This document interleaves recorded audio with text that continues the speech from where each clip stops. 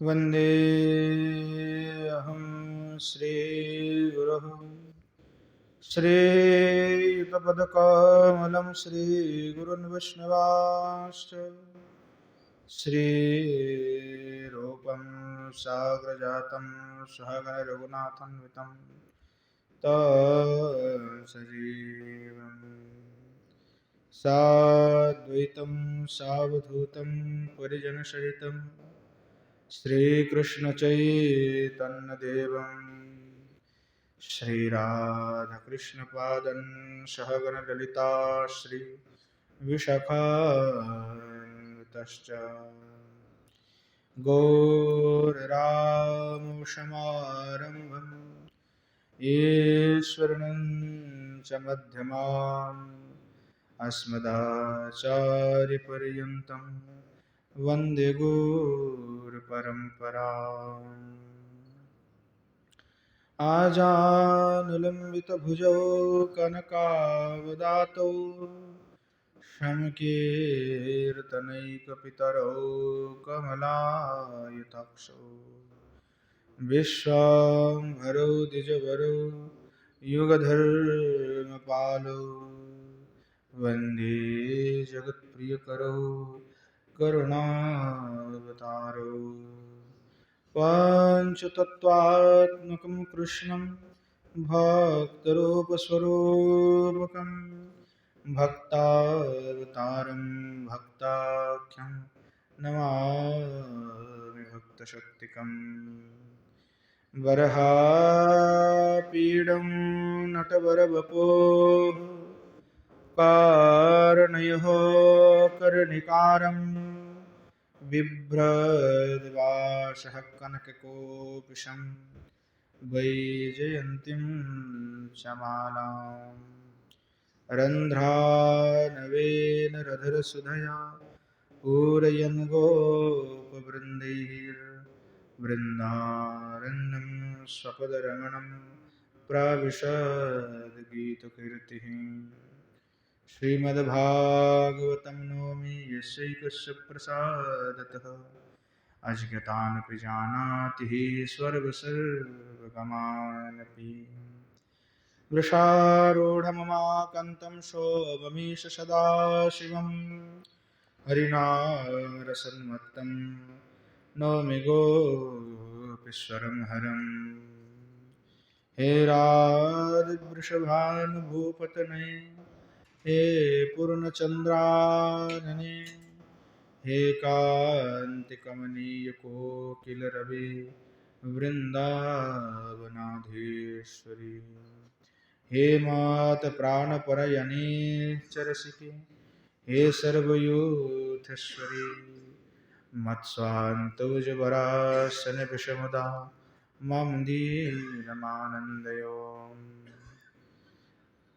नारायणं नमस्कृत्य नरं चैव नरोत्तमं देवीं सरस्वतीं व्यासं ततो जयमुदीरयेत्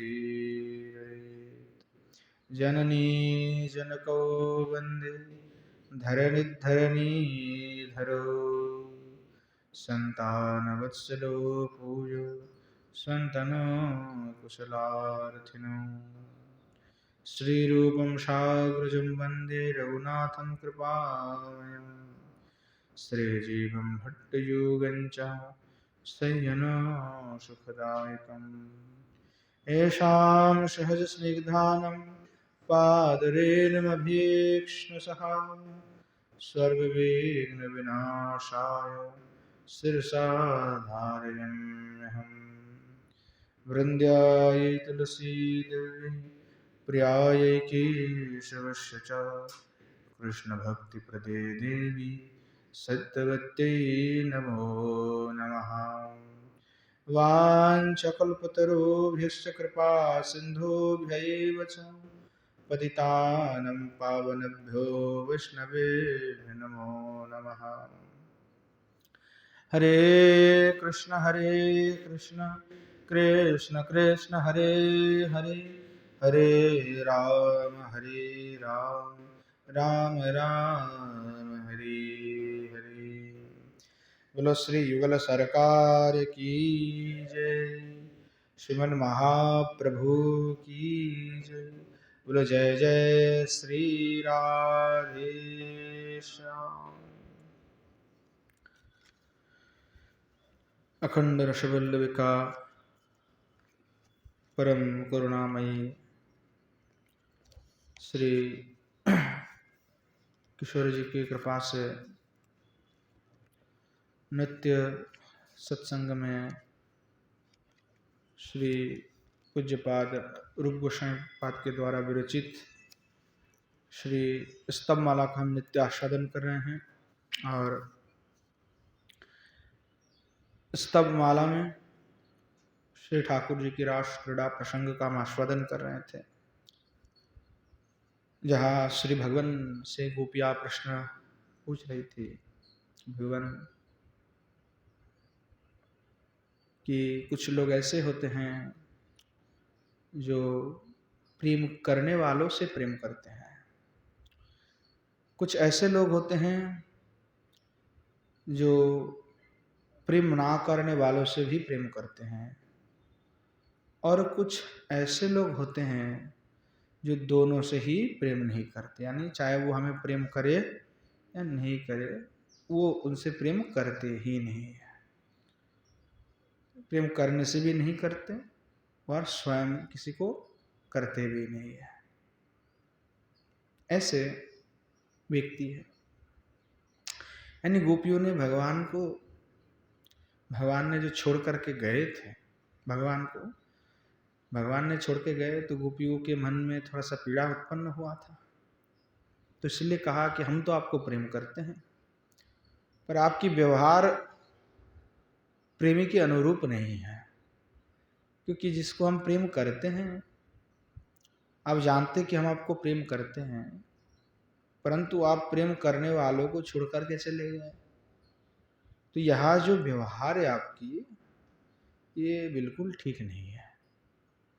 अर्थात आपकी व्यवहार ऐसा लगता है कि जो प्रेम करने वालों हैं उनसे आपका लगाव बिल्कुल ही नहीं है, और इसलिए आप छोड़ करके चले गए।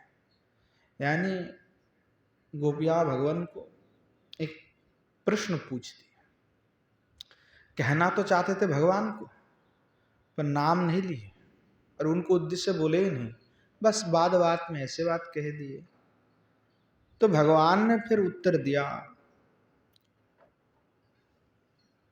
भगवान ने उनको उत्तर दिया और हमने उत्तर का आस्वादन भी करे थे। क्या भगवान ने गोपियों से कहा? भगवान ने अंतिम में कहा कि गोपिया, तुम्हारे जो प्रेम है उस प्रेम का ऋण तो मैं कभी चुका ही नहीं सकता, इसीलिए न पारेह्यम निरवध्य संयुजम सुसाधु कृतम विबुधा उषा विभा यामा भजु न दुर्गर गेह श्रृंखला समृष्ट प्रतियात साधना।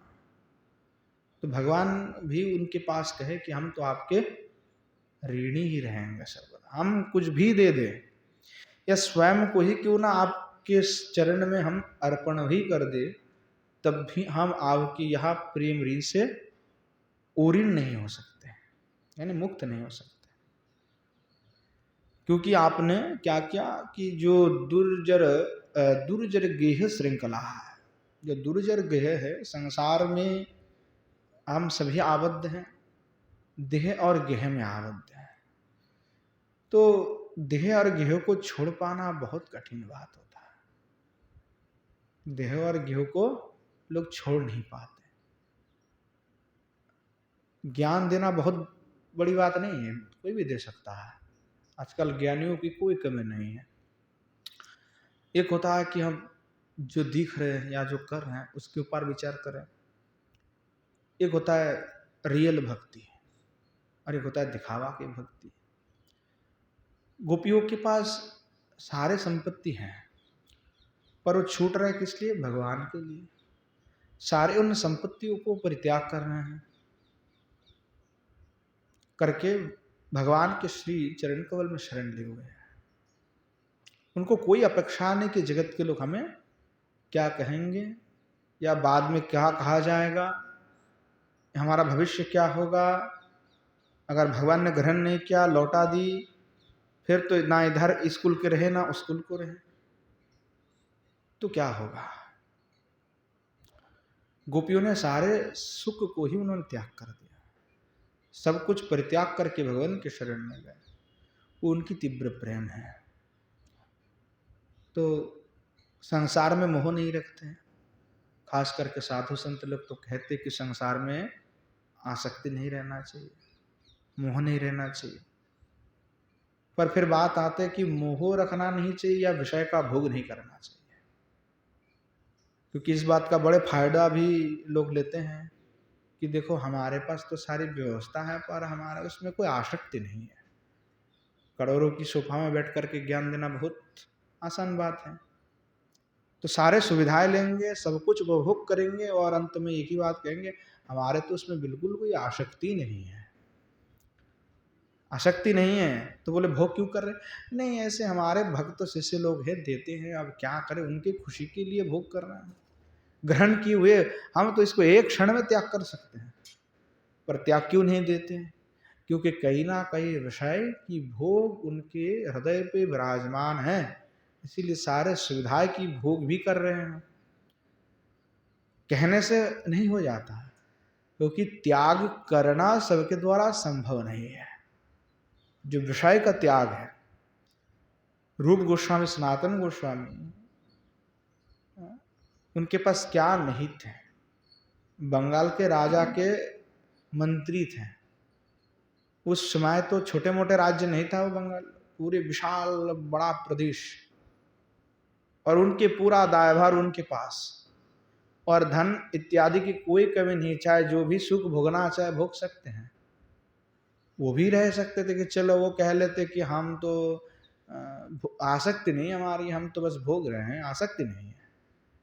तो ये तो फायदा उठाने वाली बात हो जाता है कि भोग भी हम कर लेंगे, विषय के उपयोग भी कर लेंगे, और लोगों को कहेंगे कि हमारे बिल्कुल आसक्ति नहीं है।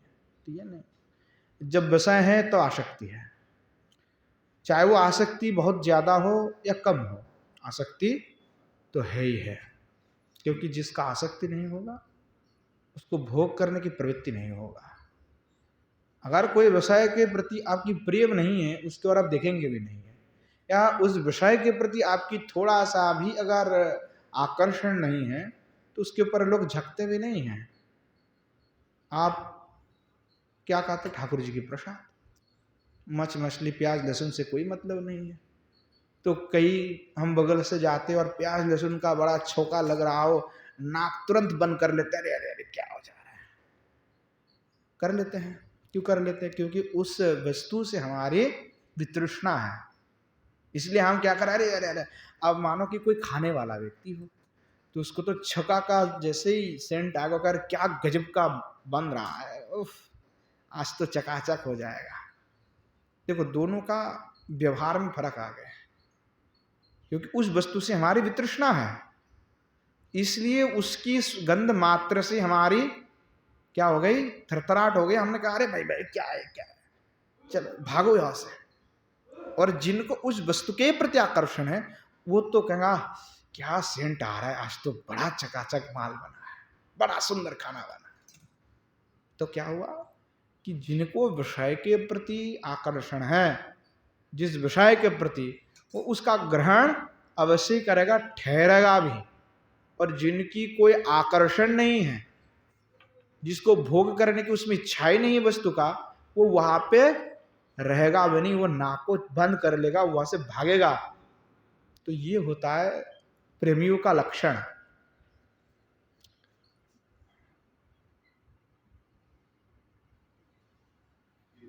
निताई गौर हरि वो। कहने मात्र से नहीं हो जाता, इसलिए अनुभव एक अलग चीज है। जो सही में प्रेम में डूबे हुए हैं, जो भक्ति में डूबे हुए हैं, तो ऐसे कि गोपियों की भाव कोई ये आलू मूली की खेत नहीं कि हम गए और उठा के लेके आए। क्योंकि कोई भी गोपी बनना चाहते हैं, आज के समय में चूड़ी और साड़ी पहन लिए, घाघरा पहन लिए, चलो हो गए हम गोपी। गोपी का इतना कोई साधारण नहीं है। जहां उद्धव जैसे महात्मा कहते हैं आशा महो चरण रेणु युषावहम सम वृंदावने किमपि गुल्मोलतोषधीनाम। वे कहते हैं कि हम गोपियों की भाव है वो हम प्रार्थना ही नहीं कर सकते, हमारी इतनी योग्यता नहीं है कि हम गोपियों की भाव को प्रार्थना करें। पहले उद्धव जी किए प्रार्थना कि बोलते मुनि ऋषि जितने भी हैं सब उस गोपी भाव के लिए तरसते हैं। हे किशोर जी, आपके निकट में हमारे भी यही निवेदन है कि आपको वही जो गोपी भाव है वो हमें प्राप्त हो जाए। पर थोड़े देर बाद चिंतन करने के बाद उद्धव जी को फिर समझ में आता है कि भाई हम क्या कह रहे हैं कि ब्रह्मा आदि के दुर्लभ जो गोपी भाव है, योगी मुनि जिस भाव को पाने के लिए त्रस्त हैं, उस भाव को पाने का अधिकार लायक मैं नहीं हूं। इसलिए वो कहते हैं कि गोपियों, आपके जो श्रीधाम वृंदावन है, जिस वृंदावन में आप नित्य विचारण कर रहे हैं, उस मार्ग की मैं तृण गुल्म लता हो जाऊं, यही मेरी आशा है। आपके श्री चरण कमल मेरे मस्तक में पड़े, वही मेरे लिए सब कुछ है। क्योंकि हमें वो भाव जो है, भाव हम मांग रहे हैं, उसकी लायक हम नहीं हैं। तो उद्धव जैसे महात्मा जो स्वयं भगवान के पार्षद हैं, जो बृहस्पति के शिष्य हैं, उनके समान कोई ज्ञानी नहीं है, जो ब्रह्म ज्ञान प्राप्त हुए हैं, साक्षात भगवान के पार्षद भी हैं, और वह व्यक्ति वृंदावन में आते हैं और गोपियों से चर्चा करके प्रेमी बन जाते हैं। और प्रेमी की बनने के बाद, यानी प्रेमी बनने के पहले की बात अलग थी, प्रेमी बनने के बाद उद्धव जी कहते हैं कि गोपियों, आपकी भाव की प्रार्थना मैं नहीं कर सकता, मेरी योग्यता नहीं है। तो बताइए कि हम जैसे जीव साधारण उस भाव को ही प्रार्थना कर रहे हैं, तो वो कितनी कठिन भाव है, कितनी उच्च भाव है, जो उद्धव जी तक उस भाव को नमस्कार करके उनके चरण कमल के रजमात्र की प्रार्थना किया। विश्वनाथ चक्रवर्ती पाद कहते हैं कि उनके भाव का ही ग्रहण करना है, तद न अनुकरणीयम, उनके अनुकरण नहीं करना है, गोपियों की अनुकरण नहीं करना है, अनुसरण करना है। दोनों बात में तात्पर्य भिन्न है। अनुकरण का अर्थ हुआ जैसे गोपियां व्यवहार कर रही है वैसे में करो, पर वैसा करने के लिए तो आपको गोपी होना पड़ेगा। और 1-2-4 दिन में कोई गोपी हो नहीं जाते। करोड़ों करोड़ों की तपस्या के फल पर भी गोपी भाव प्राप्त नहीं होते। भागवत जी को आप जब पढ़ेंगे तो देखेंगे आचार्यों ने कितनी टीकाएं लिखी है, और उल्लेख है कि करोड़ों करोड़ों साल तक मुनि ऋषि ध्यान लगा के बैठे हुए हैं कि भाई हमें गोपी भाव प्राप्त हो जाए। ब्रह्मा जी की करोड़ों तपस्या किया जावाली ऋषि ने, जाकर के कहा कि ब्रह्मा जी प्रकट हुए, ब्रह्मा जी से कहे कि महाराज नमस्कार। ब्रह्मा जी कहते तुमने बड़ा तपस्या किया, बताओ क्या चाहते हो? बोले हम चाहते गोपी भाव। तो ब्रह्मा जी नमस्कार कर दिए कि भैया हम उसके अधिकारी नहीं देने का, हम कहां से दे देंगे गोपी भाव, खुद हमको नहीं मिले आज तक, और वो कहां से हम भाव दे देंगे, इसके लिए तो तुम्हें श्री ठाकुर जी से प्रार्थना करना पड़ेगा। अब उसने भगवान की कठोर तपस्या किया, भगवान आ गए, बोले क्या चाहते हो बताओ। भगवान से प्रार्थना करके कहते हमें गोपी भाव चाहते हैं। भगवान कहते वो हम नहीं दे सकते, वो हमारे अधिकार क्षेत्र में नहीं आते। बोले कौन दे सकता है फिर? बोले गोपियों की कृपा से ही गोपियों की भाव हो सकता है, मैं तो बस ब्रज में जन्म दे सकता हूं, पर गोपियों की भाव अगर चाहिए तो गोपियों की कृपा अनिवार्य है, उनके कृपा के बिना वो भाव तुम्हें नहीं प्राप्त हो सकता। तो वो प्राप्त तो कब हो सकता है? जब उनकी चरण रज को हम प्रार्थना करें या उनके भाव को प्रार्थना करें। जब उद्धव जैसा प्रेमी भाव को प्रार्थना ना करते हुए उनकी चरण कमल की प्रार्थना किया, तो हमें क्या करना चाहिए? श्रीमन महाप्रभु कहते गोपी भर्तुर पद कमलयोर दाशानुदाशः। श्रीमन महाप्रभु कहते हैं जो गोपियों की भर्तु हैं, जो भगवान कृष्णचंद्र है, उनके दास के हम दास हैं।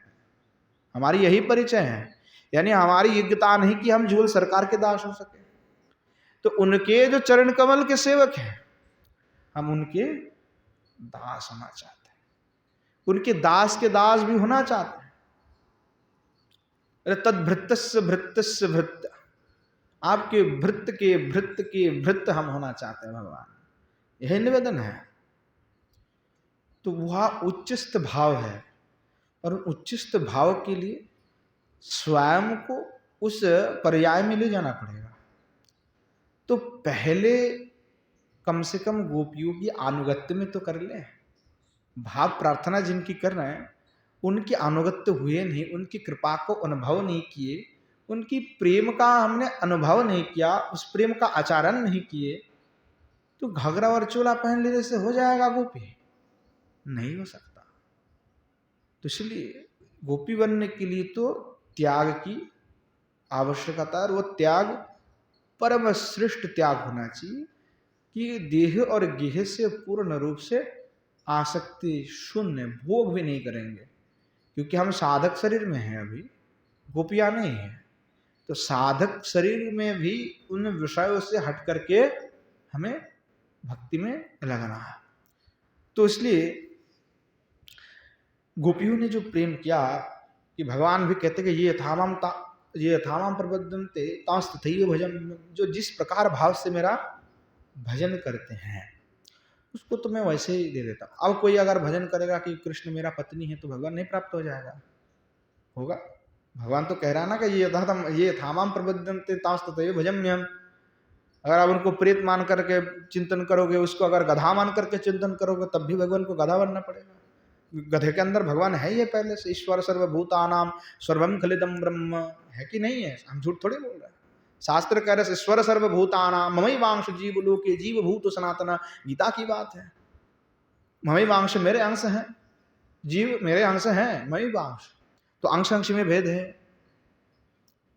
परंतु भगवान तो है। अगर नामदेव जी महाराज भूत से भगवान को पैदा कर सकते तो गधा से नहीं प्राप्त हो सकता भगवान। सर्वत्र समदर्शिण भगवान, हमारे महाप्रभु करे सर्व जीवे जानी कृष्ण अधिष्ठान, सब जीव में कृष्ण का अधिष्ठान ऐसा जानना, और सर्व जीवे को विवेक सम्मान, सभी जीव को सम्मान कर। यत्र शिवः तत्र जीव, यत्र जीवः तत्र शिवः, जत्र जहां जहां जीवे वहां वहां शिव है। इतनी बड़ी बात है। तो भगवान तो कैसे भी प्रकट हो सकते हैं। भगवान प्रहलाद को बचाने के लिए खंबे से नहीं प्रकट हुए, पर हिरण्यकशिपु ने पूछा कि बताओ इस स्तंभ में है कि नहीं है? बोला है, भगवान इसमें है। तो किस विषय में है? बोले स्तंभ रूपी जो दिख रहा है उसमें शक्ति रूप में भगवान है। प्रत्येक कण कण में भगवान है, वह शक्ति रूप में है। कई आत्मा रूप में है तो कई शक्ति रूप में वस्तु के अंदर है। तो भगवान तो है, परंतु जिस प्रकार से जो भजना कर सकता है, परंतु वह भजन करके वो प्राप्ति किसी ने किया और वो हमारे लिए मार्ग हो जाएगा, ऐसी बात नहीं है। यहां पे आता है सिद्धांत। जैसे कंस ने कैसे प्राप्त किया? बोले भयात कंसा, कंस तो भय से प्राप्त किया, परंतु विद्वेष से प्राप्त किया। विद्वेष करते करते करते उसके मन में कृष्ण का भय आ गया था। हर जगह में वो भगवान को ही दिखता था। जितने भी असुर है वो भगवान को विद्वेष से उनको मिला है, विद्वेष करते हुए। तो विद्वेष के माध्यम से क्या हमें भी विद्वेष का आश्रय लेना चाहिए? क्या हम भी विद्वेष करें भगवान से? तो गोस्वामीपाद कहते नहीं, ये हमारे लिए मार्ग नहीं हो सकता, ये हमारे लिए मार्ग नहीं, आचार्य नहीं हो सकता। तो इसलिए अनेक प्रकार की ऐसी रास्ता है जिसके द्वारा भगवान की प्राप्ति किया जा सकता है, परंतु निषिद्ध मार्ग है। जैसे यज्ञ करने से भी भगवान प्राप्ति हो सकता है। पशु आदि हत्या की यज्ञ का विधान भी है। वो किन के लिए है? जो तामसिक प्रवृत्ति के लोग हैं, जो अज्ञानी हैं, उनके लिए है।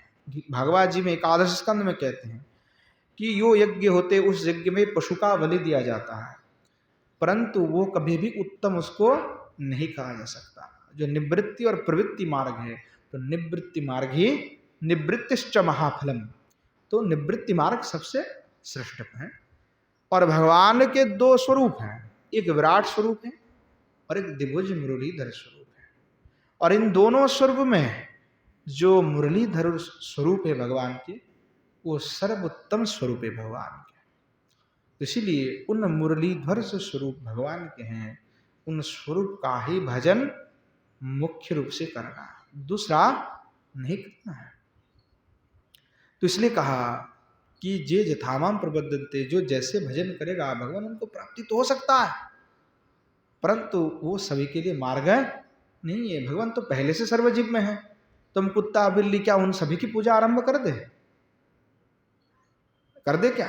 नहीं हो सकता है ना, क्योंकि भगवान की एक स्वरूप पहले से जो द्विभुज मुरलीधर है उनकी श्री विग्रह का स्थापना करके हम पूजन करते, और ये दापर में ही जो है आरंभ हुआ। विद्वान लोग कलिकाल के जब प्रारंभ हुआ, दापर की अंतिम समय था, तो उस समय लोग जो है भगवान को उस प्रकार से भगवान को प्रेम नहीं कर रहे थे, इन लोग विभ्रांत हो गए थे। तो इसीलिए विद्वानों ने भगवान की मूर्ति का स्थापना करके फिर उनकी पूजा प्रारंभ किया। भागवत जी में 11 स्कंद में आपको ये मिल जाएंगे, जहाँ श्री उद्धव जी को भगवान ने उपदेश दिया है, उसमें ये सारे प्रसंग है। तो वहाँ जो दिव्य स्वरूप है उन स्वरूप की भजन करना है जो आचार्यों ने किया है। इसीलिए कह रहे हैं कि भगवान कि जो जैसे मेरा भजन करेंगे उसका प्रतिज्ञा मुझे निर्वाहन करना है, इसीलिए उस स्वरूप में मुझे आना ही पड़ेगा, क्योंकि उनका प्रतिज्ञा है। परंतु जो रसविद है, जो रस को जानते हैं, वो रसविद कभी भी रस को छोड़ करके कभी कुत्ता बिल्ली स्वरूप होकर के भगवान की पूजा नहीं करेंगे, क्योंकि उस स्वरूप में भगवान की कोई रस नहीं मिलेगा। भगवान मिलना और रस की प्राप्ति होना दोनों अलग बात है। भगवान प्राप्ति हो जाना, ब्रह्म को प्राप्ति हो जाना कोई छोटी मोटी बात है, परंतु रस प्राप्ति होना ये मुख्य बात है। और रस में भी भेद है कि कौन से रस उत्तम है, तो कहते मधुर रस उत्तम है। तो जो उत्तम मधुर रस है उसको अगर प्राप्ति आप करना चाहते हैं, फिर आपको जो द्विभुज मुरलीधर स्वरूपी जो त्रिभंग ललित है उन स्वरूप की ही भजन करना होगा, इसमें कोई दूसरा विकल्प नहीं है। तो इसीलिए जो रस वही सहा है, जो रस स्वरूप भगवान है, जो सच्चिदानंद स्वरूप है, वहाँ अनादिर आदि जो गोविंद है उनके भजन करना है, और मधुर रस को प्राप्ति करने के लिए श्री युगल सरकार की उपासना करना अनिवार्य है। तो रस प्राप्ति में तारतम्य है, भगवत प्राप्ति में तारतम्य है, तो ये प्राप्ति की तारतम्य है।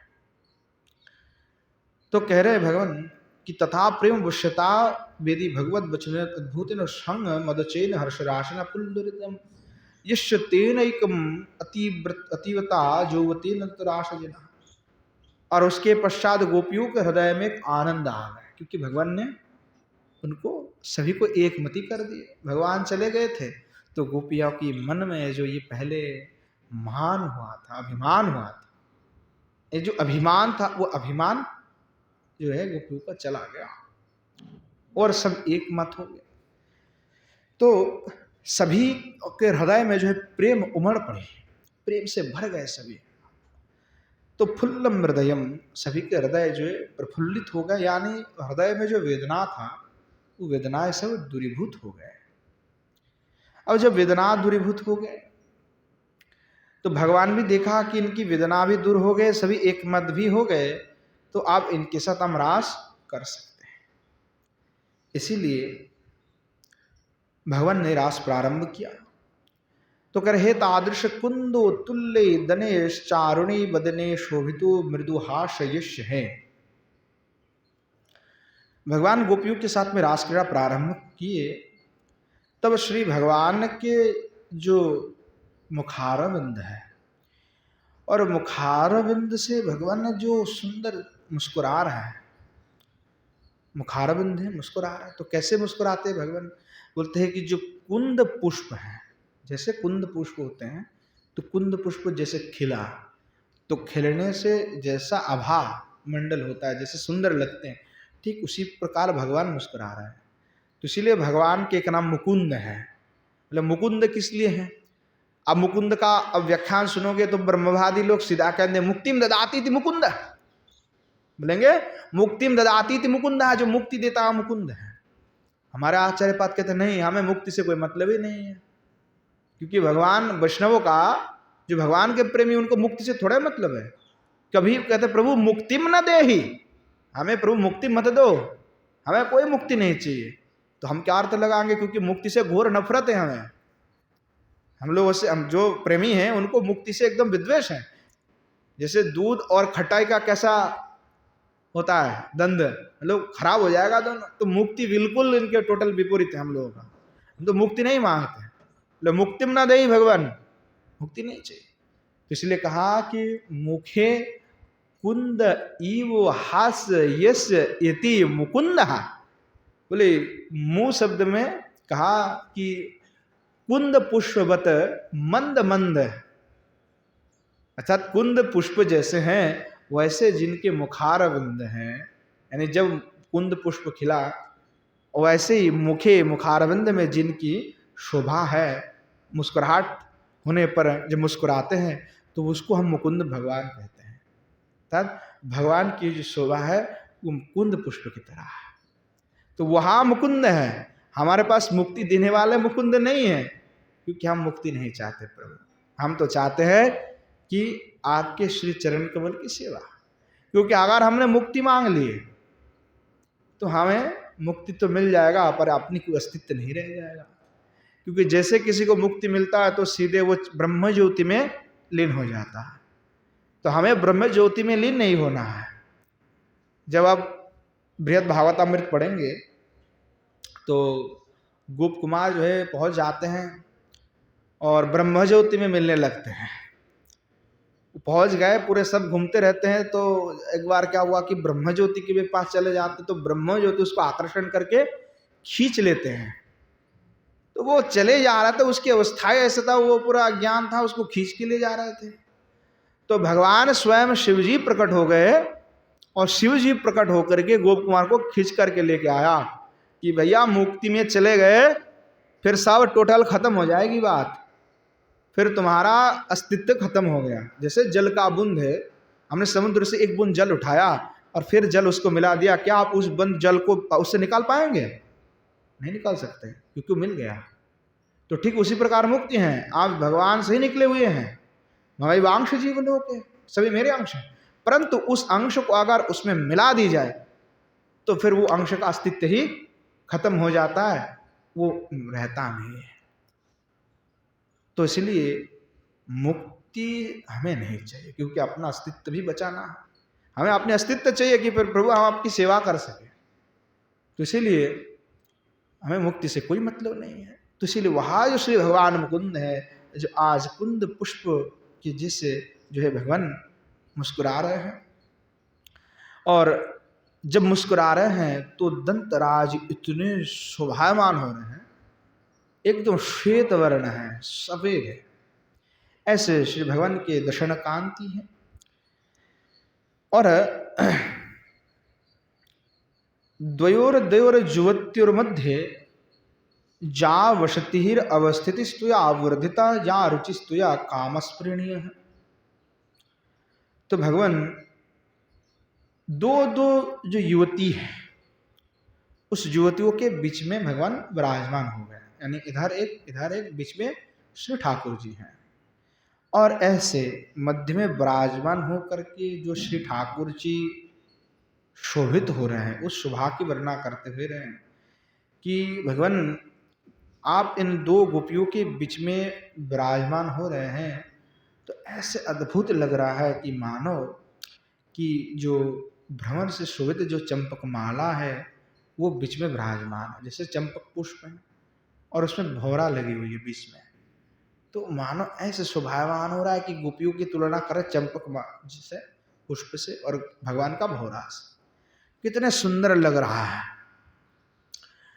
ऐसा अद्भुत शोभा हो रहा है। एवं महाश्री शुका, इस प्रकार से सुखदेव भगवान भी कहते हैं, रासस्य बहो संप्रवृत्त गोपी मंडल मंडितः योगेश्वरेण कृष्णेन ता सम्मद्धोदयोर्दयः प्रविष्टेन गृहीतानं कंठे स्वनिकटं स्त्रियः यतमन्येरन्नीति सर्वशम युगपत् सान्निध्यम गति लाघवद इति व्याख्याता रहा। तो कह रहे हैं कि जो योगेश्वर भगवान कृष्णचंद्र है वो उन गोपियों के दोनों दोनों के बीच में विराजमान हो गए और विराजमान होकर के अद्भुत रूप से शोभायमान हो रहा है। कह रहे हैं प्रविष्टि न गृहताम कंठी सम निकटस्त्रियम मन्येरति इत्यादि कह करके कह रहे हैं सर्वासम युगपत सान्निध्यम, जो सभी को लग रहा है कि श्री भगवान कृष्ण मेरे ही पास है। युगपत सान्निध्यम यानी सभी के निकट में, उत्क्षण में भगवान सभी के साथ में, युगपत माने एक ही साथ में है, एक ही समय में, ऐसा सभी को लग रहा है। गति लाघवाद व्याख्याता है, ऐसा इसलिए भी गोपियों के हृदय में भाव हुआ और सब दर्शन कर रहे हैं ताकि गति का लाघव हो जाए, यानी जो नृत्य आदि कर रहे होली शक आदि, तो भगवान के मुखारविंद को दर्शन करके वो गोपियों के हृदय जो है भर गए एकदम कि कितने सुंदर है भगवान। ठाकुर जी को देख रहे हैं सब आपने कि मेरे पास में है, मेरे पास में, मेरे पास में। तो जब श्री ठाकुर जी का दर्शन कर रहे हैं और ठाकुर जी की सानिध्य भी प्राप्त हुए हैं, तो उनसे जो है श्री ठाकुर जी की शोभा, इतने बड़े ठाकुर जी का दर्शन कर रहे हैं, गोपियों के हृदय में एक आनंद आ रहा है कि इतने सुंदर है। तत्र उपमा लवधाम ललितैर भृंगेर बलिताय सचंपकृति साम्यम ये न, वही बात को उन्होंने दोहराया कि जैसे ललित जो भृंग है, वहाँ जो भौरा है, तो भौरा कैसे होते, काला होता है, और वहाँ चंपक पुष्प है, वहाँ वह चंपक पुष्प कितने सुंदर है, गोरा है।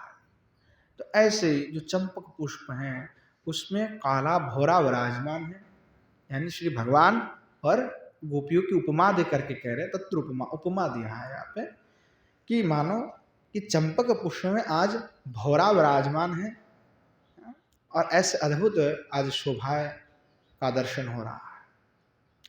श्री शुकस्तु एवं, श्री शुक भगवान भी इस प्रकार से कहते हैं तत्राति शुशुभे ताबिर भगवान देव की सूतः मध्य मृणम हिमानम महामार कतोजथी श्वासा विधि कृष्णम बुधंति जा विविध वेशा युवस्ताशाम हृदय मनहर हे शंकर मुखानम दिवतनम शुक वर्धिनी नटन विद्या यश हे शिवादि विस्माप कला सित्यार्थ।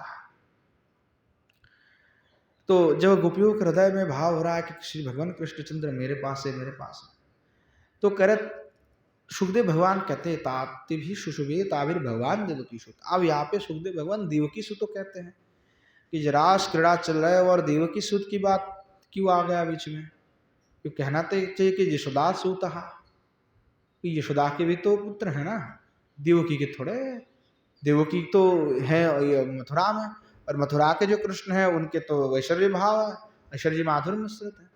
तो यहाँ पे देवकी शब्द का जो प्रयोग किया है तो अनुचित है कि उचित है, क्योंकि यहाँ पे जो रास क्रीड़ा कर रहे हैं वो तो नंदनंदन है, थोड़ी देर पहले कह रहे थे नंदनंदन है, और आप ही कह रहे हैं कि देवकी सुत है। तो क्या देवकी सुत जो नारायण हैं क्या वही रास कर रहे हैं, या जो नंदसुत है, जो यशोदासुत हैं वो रास कर रहे हैं? कौन रास कर रहा है, देवकी सुत या यशोदासुत? क्योंकि भ्रम हो सकता है कि वे देवकी सुत है तो चतुर्भुज नारायण रास कर रहे हैं। बोले नहीं, चतुर्भुज नारायण रास नहीं कर रहे हैं, यशोदा मैया की दूसरा एक नाम देवकी है, यशोदा मैया का दूसरा एक नाम देवकी है, और इसलिए यहाँ पे जो देवकी सुत कहा गया वो देवकी कोई और नहीं है, वो मैया यशोदा ही है। अत्तद सूतहा कृष्णहा, वे जो ताभिर भगवान, वहाँ जो भगवान है जो देवकी सुत नंद पुत्र है, यशोदा के पुत्र हैं, वहाँ भगवान कृष्णचंद्र उन गोपियों के साथ में विराजमान हो रहे हैं। तो कह रहे मध्य मणिना महिमानम महामारो कतो यथैति, कि मानो जो स्वर्ण मणि है, हिमानम तो स्वर्ण की मणि है और बीच बीच में महामारकत मणि है। महामारकत मणि होता है नीलमणि जिसको हम कहते हैं। तो भगवान कृष्णचंद्र कैसे, तो कहते श्यामल है। तो गोपियों के अंग की कांति कैसे, बोले स्वर्ण वर्ण है। तो जो स्वर्ण वर्ण की गोपियां हैं उनके बीच में महामारकत मणि रूप श्री भगवान कृष्णचंद्र विराजमान, अर्थात नील मणि विराजमान है, ऐसे सुशोभित हो रहे हैं।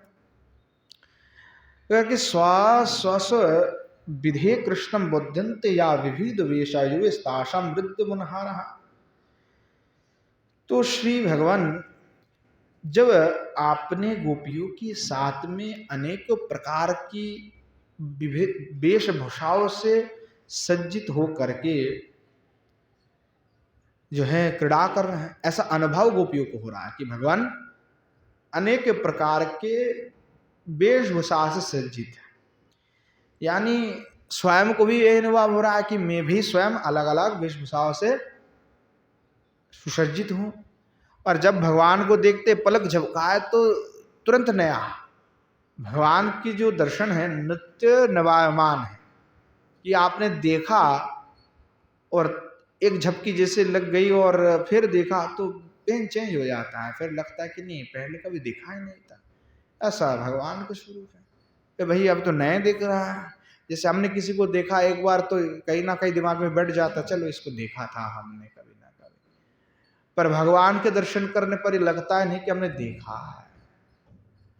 अभी देखा और पलक झपका और फिर देखा तो लगेगा कि पहले जो देखे थे इससे कुछ अलग है, कुछ नया सा लग रहा है, क्योंकि वो नित्य नवायमान है। तो वो जो है वो कभी पुराना होता ही नहीं, वो नित्य नवायमान है। तो गोपियों के मन में ये भाव हो रहा है, स्वसा विधि कृष्ण मुद्यन्ते, सभी अपने अपने पास सोच रहे हैं कि कृष्ण मेरे पास है। और सभी गोपियां सोच रहे कि हमारी वेश भी परिवर्तन हो रहा है, नए नए वेश हमने धारण किया, श्री भगवान भी नए लग रहे हैं, नित्य नवायमान नित्य नित्य क्षण लग रहे हैं, ऐसा अद्भुत भगवान के स्वरूप। और श्री गोपियों के इस हृदय पे जब भगवान को दर्शन करते तो हृदय में और भी भाव बढ़ते जा रहे बढ़ते जा रहे, और वृंदावन एक अलग सा स्वभावाना धारण कर लिया है। उस रास मंडल पे इतनी अद्भुत सुंदर शोभा हुआ कि जो शंकर मुखानम देवता, शंकर आदि जो मुख्य देवता आदि हैं, वहां शूकवर्धि नट विद्या यस्य हे शिवादि विस्माक पलसित, देवता आदि भी चमकित हो गए, विस्मयपित हो गए, विस्मय हो गया कि श्री गोपियों और भगवान के कैसे अद्भुत नृत्य हैं, कैसे ये अद्भुत नृत्य आदि कर रहे हैं।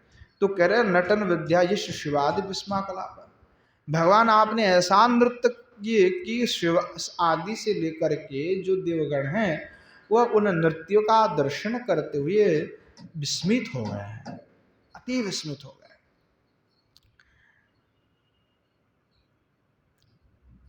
रासलास्य महिता शशिमंडल दयोजन वोषिण संजमिना खेचरा नभश्चारिण गंधर्वोदया मुनि घोषा ऋषिपत्न्या। कह रहे कि जो रास हुआ उस रास क्रीड़ा की ऐसे जो नृत्य हैं भगवान के, उस नृत्य जो है देवता आदि को विस्मित कर दिया, और हृदय में उनके भी अलग सा आनंद उत्पन्न हुआ। और ऐसा आनंद, तीव्र आनंद कभी देवताओं के हृदय में उत्पन्न नहीं हुआ। जब जब वो स्वर्ग में सारे सुखों को भी भोग कर रहा है, फिर भी ऐसा आनंद भगवान के रास को दर्शन करते हुआ कि उनको कभी भी ऐसा आनंद कभी अनुभव हुआ ही नहीं था। तो केवल दर्शन मात्र से कितने आनंद है, और जो स्वयं नृत्य कर रहे उसके हृदय पे कितने आनंद हो गए। और यहाँ पे भी घगरा चोला पहन करके गोपियां बने हुए हैं जो 2-4 पैसा के लिए भीख मांग रहा है और ऐ कर रहा है, डॉक्टर के पास भाग रहे हैं, तो कहाँ आनंद है? जो आनंद गोपियों के हृदय में है वो कहाँ आनंद है? जो आनंद में डूबे हुए है उसको तो कहीं चाचा नहीं करने की जरूरत है। जो आनंद में डूबे उससे कोई मतलब नहीं, वो तो रस में डूब चुके हैं, उसको बाहर से कोई संसार से मतलब नहीं। तो उनके दर्शन से इतने आनंद हो रहे हैं। और हमें श्रवण करते हुए इतने आनंद आ रहा है। तो इसलिए भगवान की तब कथामृतम तप्त जीवनम, आपके जो कथामृत हैं भगवान, हो तो हमारे लिए जीवन है। आपकी कथा नहीं सुनेंगे तो मर जाएंगे प्रभु। तो गोपियां इसलिए एक क्षण के लिए भगवान की चरित्र छोड़ करके कुछ दूसरा कहती नहीं है। उनकी चर्चा के विषय क्या है? बोले कृष्ण। उनके चर्चा के विषय क्या है? बोले कृष्ण ही है। बोले सुबह सुबह उठा तो कया कन्हैया का दर्शन ना वो, आज रात में तो आयो ना है, हमारे माखन भी ना लेके गए। यही चर्चा है। आज कैसे कृष्ण से मिली जाए, तू बता सकी कैसे मिले कृष्ण के साथ, और कबू दर्शन हो वो बताओ। चर्चा यही है। अरे तो पता है कि वो जो फलाना सखी उनके घर में कृष्ण काल गए थे, हमारी कितनी भाग्य दुर्भाग्य हमारे घर में आयो, पता नहीं हमारे से क्या उद्देश्य हो गए ठाकुर जी के। चर्चा ही है। ये चर्चा नहीं है कि फलाना दीदी ने फ्रिज लिया है, फलाना ने ऐसा किया है, फलाना आदमी वो कर रहा है। ये कोई चर्चा गोपियों पे नहीं है कि फलाना हमको बड़ा आश्रम बना लिया है, अच्छा उसके 2 करोड़ की गाड़ी भी है महाराज के पास। ये चर्चा नहीं है। चर्चा के विषय सब नहीं होना चाहिए। तो गोपियों की चर्चा क्या होता है कि प्रातःकाल में कृष्ण के लिए चर्चा प्रारंभ हुआ, जब तक स्वयं नहीं करी तब तक कृष्ण की ही चर्चा है। निद्रा में भी कृष्ण की चिंतन है।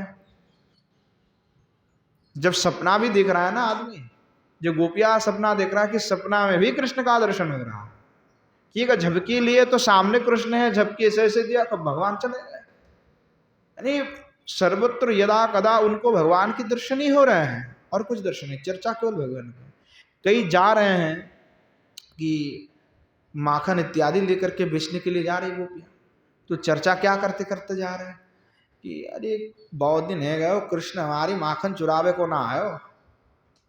और ठाकुर जी तुरंत पहुंच गए, और जैसे ठाकुर जी पहुंच गए तो कही आज देख कन्हैया आ गए, हमारी सारे माखन आज चुरा के ले जाएगा। और ठाकुर जी ने तय कही, ठाकुर जी ने आकर के कहा कि भैया हमारे टैक्स तो दे दो, नहीं तो कंस को कह देंगे, हम तो कंस के दूत है, जल्दी जल्दी टैक्स दो। अब गोपियों चाहती थी कि भगवान हमसे मांगे। अब गोपियों का बहाना चालू होगा कि हम ना जाने तो कन्हैया है, तू कौन से कंस के आदमी हो गया, तो हम कछु ना देंगे। और कन ठाकुर जी कहते कि नहीं देगा तो तोड़ देंगे फोड़ देंगे। बोले दे दो। भगवान ने उठाया और जो है ढेला लिया और फोड़ दिए। गोपियों के मस्तक में रखी हुई थी और वो एकदम नीचे टपक टपक करके गिरा। भगवान कह रहे देगा नहीं तो फोड़ दिया, अब तो दे दे। बोले नहीं दूंगा, तो भगवान खुद ही जा करके खाने लगे। तो गोपिया के हृदय में ही भाव है कि भगवान करे, परंतु यहाँ जो नर्म परिहास होता है उसके रस को पाना चाहते, उस रस को आस्वादन करना चाहते। कि जित्र जित्र जहां गोपिया जाए उनके हृदय में एक ही भाव है कि भगवान श्री ठाकुर जी, वो दूसरा कोई चिंतन नहीं कर रहे हैं, दूसरी कोई भाव नहीं है। बताओ स्वयं के लिए भी चिंता नहीं है। ठाकुर जी को इतना प्रेम करते हैं कि चर्चा का विषय ठाकुर जी है। तो जो प्रेम प्रधान साधु जिनके हृदय में प्रेम है ठाकुर जी के लिए, और दूसरा बात में जना नहीं चाहता। तो ऐसा होता है कि दूसरी चर्चा नहीं है। कई बार हमारे पास आदमी आता है कि फलाना विषय में पूछते हैं, हमने कहा यार ये छोड़ो, हम अब नहीं बोलते, ये सब विषय हमने छोड़ दिया है। तो वो उस विषय में रुचि नहीं लगता कि उसको बोलेंगे, उस विषय में जाया जाए। तो रुचि प्रवृत्ति इसमें आ जाता है, फिर वो दूसरी विषय अच्छा नहीं लगने लगता, ऑटोमेटिकली वो फिर हट जाता है कि नहीं क्या करना है उसमें जा करके। न्याय व्याकरण वेदांत ज्योतिष इत्यादि पढ़ने के बाद फिर लगता है कि भाई क्या किया जाए। जब प्रेम रस में डूब जाते हैं, कथा में डूब जाते हैं, भगवान के दिव्य चरित्र का आस्वादन होता है, तो वो सारे के सारे फीका लगने लगता है कि ये शुष्क विषय था। रस मिल गए तो रस में डूबे रहे। तो ऐसे श्री ठाकुर जी के दिव्य अद्भुत चरित्र हैं। और वहां जो गोपियां उनके साथ में जो श्री ठाकुर जी आज रास क्रीड़ा कर रहे हैं, उसको देख करके रास लास्य ने महिता शशिमंडलादयजेन, और शशिमंडला यानी जो चंद्र है, चंद्रमंडल में विराजमान जो देवता आदि है, और आकाश में विहार कर रहे वोषिणहा संयमिना खींचरहा नाभश्चारिण गंधर्वादय, न बोषिणहा संयमिनहा, तो संयमिनहा अर्थात मुनिगणहा, और मुनि योषहा अर्थात ऋषि पत्नी। तो चंद्र में और आकाश में विचरण करने वाले देवता गंधर्व आदि से लेकर के मुनि और मुनियों की पत्नी सभी श्री भगवान के रासलीला का दर्शन करके मोहित हो रहे हैं। क्या अद्भुत लीला कर रहे हैं, काश हम भी होते, हमें भी सौभाग्य मिल जाते, पर क्या करें, हमने तो कुछ और ही चुना था, क्योंकि हमें तत्व का बोध नहीं थे। हमने पुण्य किया, हमें देवलोक प्राप्ति तो हो गए, पर भगवत रस से वंचित रह गए। तो हमें भाई कोई मुक्ति नहीं चाहिए, हमें कोई ब्रह्मा की पद नहीं चाहिए, हमें भगवान आपकी प्रेम चाहिए। प्रेम के सिवाय प्रभु और कुछ नहीं चाहिए। जगत में भगवान से लोग तरह तरह के वस्तु मांगते हैं कि प्रभु ये दे दो, पुत्र दे दो।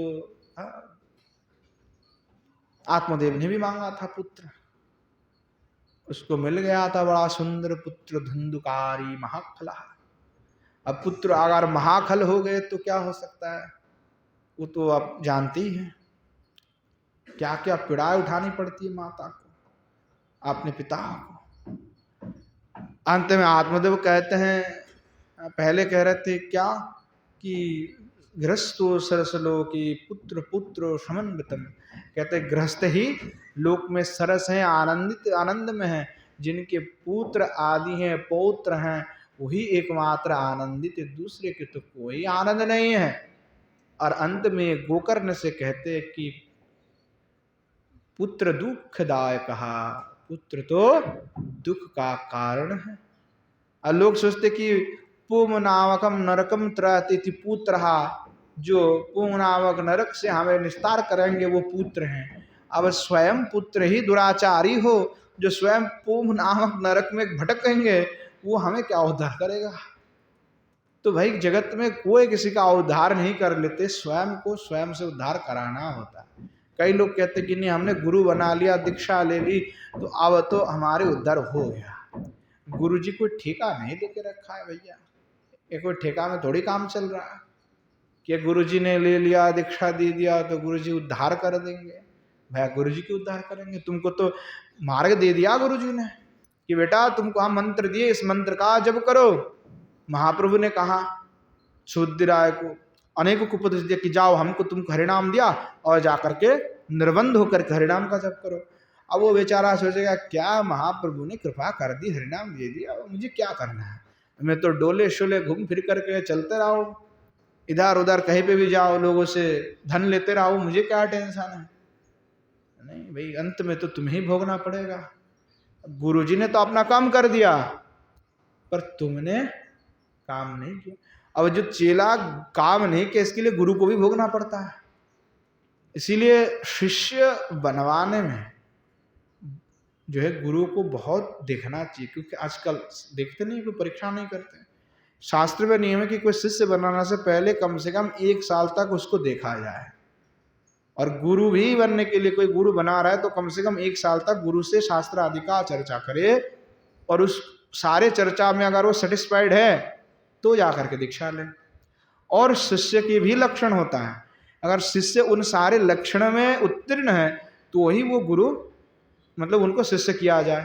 5 रात्र में पूरा 1 साल का विधि है, उसमें 1 साल का विधि है कि कैसे कैसे जो है कड़ी पार करना है। आप साधन दीपिका में देखेंगे, नारायण भट्ट गोस्वामी की लिखी हुई है, उसमें शिष्य कैसे बनाए गुरु शिष्य, तो उसमें 16 कला की बात है। जब तक शिष्य में 16 कला गुण नहीं पूर्ण होंगे तब तक शिष्यत्व तो उसको, वो शिष्य नहीं हो सकते, उसको दीक्षा नहीं दी जाएगी। पूरा प्रकरण लिखी हुई है, शिष्य को ये आचरण करना पड़ेगा। 16 कला में से अगर कम से कम 12 कला उसके अंदर नहीं प्राप्त हुआ तो वो शिष्य होने का लायक नहीं है। तो उसका पूरा 1 साल तक नियम और विधि था। और उसमें मार्क दिया जाता था कि इतने दिन ये नियम दिया हमने, ये करना है, और उसमें तुम कितना काम कर रहे हो तो उसके हिसाब से तुमको कला दिया जाएगा कि इतने किया तो एक कला, इस काम के लिए एक कला, इसके लिए एक कला। तो 16 कला जब तक पूर्ण नहीं होगा तो आपको पूर्ण दीक्षा नहीं प्राप्त होगा। और आज वो चीज छूट गए, तो फिर क्या हुआ कि मन मना होने लगे। तो प्रेम भक्ति और ये जो उच्चस्त चीज हैं वो तो दूर दूर की बात, साधारण चीज में ही लोगों का प्रवेश नहीं हो रहा, क्योंकि हमने विचार नहीं किया पहले। अगर विचार नहीं करोगे पहले, अगर किसी अरे गरे को हम थोड़े ना प्रोफेसर बना सकते हैं, पहले वो पढ़ते हैं, फिर उसका परीक्षा देते हैं, पास करते हैं, फिर आमने सामने बैठ कर के भी एग्जाम लिया जाता है, तब जाकर के किसी को शिक्षक पद में दिया जाता है कि नहीं आप लायक हो शिक्षक पद में। तो ये प्रकरण होता है। आज श्री भगवान रास कर रहे हैं और रास में शंकर आदि सब प्रमुख देवता देख रहे हैं, और देख करके उनके हृदय में एक अलग सा आनंद हो रहा है जो कभी पहले अनुभव नहीं हुआ था। तो ऐसा दिव्य आनंद जो कभी उनको नहीं प्राप्त हुआ। तो देवता भी सोचते हैं कि भाई हमें वो प्राप्त हो जाए, परंतु देव अधीन देवताओं को वो सौभाग्य प्राप्त नहीं है, पर मनुष्य को वो सौभाग्य प्राप्त है। इसलिए देवता उस मनुष्य कुल में जन्म लेना चाहता है, पर क्या करे, देवता मनुष्य कुल में चाहे तो जन्म नहीं ले सकते हैं, क्योंकि जब तक उसकी पुण्य समाप्त नहीं हो जाएगा तब तक वो देवलोक छोड़ भी नहीं सकते। जब तक पुण्य है तब तक उसको देवलोक में ही रहना है, क्योंकि उसने भोग करने के लिए किया था कि हमको फलाना वस्तु चाहिए। वेद में आप देखेंगे कि अलग अलग यज्ञ का प्राविधान दी गई है कि पुत्रष्ट यज्ञ करोगे तो पुत्र होगा, अश्वमेध यज्ञ करो, इत्यादि इत्यादि यज्ञ करो, कि यहाँ ज्योतिष्ट आदि यज्ञ करोगे तो आपको स्वर्ग आदि प्राप्त हो जाएगा। तो ये है एक लोभ दिया गया है कि आप ये करोगे ये मिलेगा, क्योंकि लोगों को ना पहले फल चाहिए होता है कि क्या करने से क्या फल मिलेगा, और वो जो फल हमें चाहिए उसके लिए तत्यज्ञ ही हम करेंगे, तत्कर्म ही हम करेंगे, फल को देखते हुए कर्म करते हैं। पर जो प्रेमी हैं भक्त, उनको इन सब चीज से कोई मतलब नहीं है। उनके फल प्राप्ति क्या है कि श्री भगवत चरण कमल ही में प्राप्त हो। तो भगवान से प्रार्थना करते हैं, सनातन गोस्वामी कहते हैं कि भगवान आपकी श्री चरण कमल प्राप्ति का मैं कोई लायक नहीं हूँ, और इसलिए मैं आपकी साधना नहीं कर रहा हूँ कि आप मुझे मिलेंगे या आप मुझे प्राप्त हो जाएंगे या आपकी चरण कमल मुझे प्राप्त हो, क्योंकि ऐसा कोई भाव नहीं।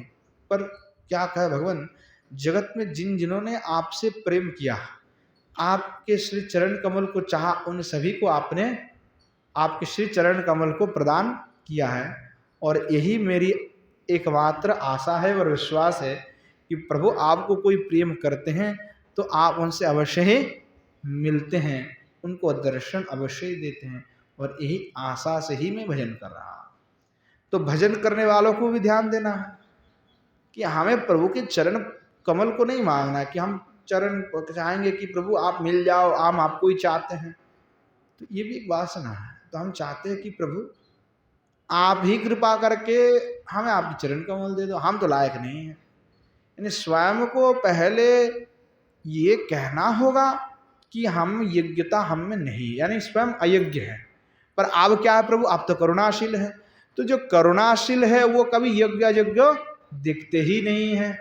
तो इसीलिए मैं योग्य हूँ चाहे अयोग्य हूँ, प्रभु आप तो करुणाशील है, दया के सागर है। तो सागर तो कोई पात्र मित्र विचार करते नहीं है।